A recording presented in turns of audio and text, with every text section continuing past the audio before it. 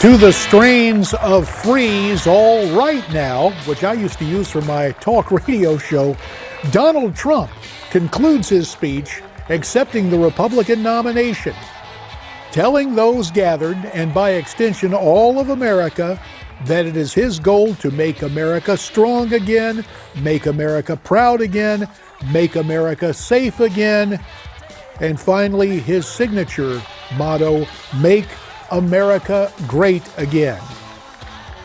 Melania and Barron Trump join him on stage, and as so often the practice, other family members will be out, and soon thereafter, the vice presidential nominee, Mike Pence, and his family will likewise join the Trump family in much the same way as the Indiana governor joined the ticket. We look forward to your comments on the speech at 1-877-NEWSMAX. That's 1-877-639-7629. We, of course, will monitor those scenes, and because they are so picturesque, we will bring them to you. But right now, via telephone, we are pleased to welcome in from Southern California our good friend and political analyst, Michael Reagan. Michael, of course, the author of the great new book, Lessons My Father Taught Me, and also one whom you can follow on Twitter at Reagan World. Michael Reagan, we can acknowledge that your dad was far and away the greatest communicator in American public life, and certainly in all of our collective memory. Donald Trump tonight had to come out and make his case to the American people.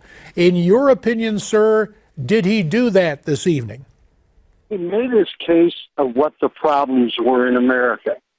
What he's got to sell is that he's going to be able to solve all of those problems, like he's able to and go into New York and build a skyscraper, or go into Florida or someplace else and build a golf course.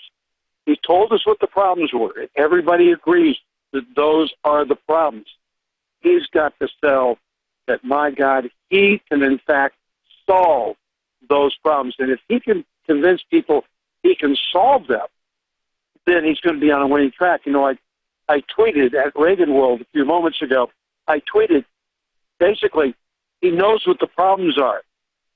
That's the first thing you have to know before you can start going forward to change it. Hillary is the person who creates the problems, not the person who solves the problems. And there is one thing that you likewise tweeted, I understand, at Reagan World, and that is a public announcement. Even though you have the right to a secret ballot, you tweeted that you will be voting for Donald Trump, correct? Oh, absolutely right. I mean, there is no choice. He is the nominee of the party.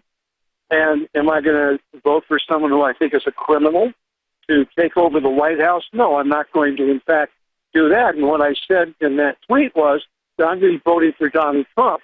And I would suggest everybody do that on our side of the equation. You know, Republicans spend too much time, and you know this, spend too much time trying to find reasons not to support someone instead of reasons to support someone.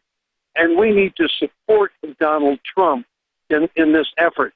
Are you going to agree with everything? No, you're not going to agree with everything. But what do you agree with Hillary Rodham Clinton? Nothing.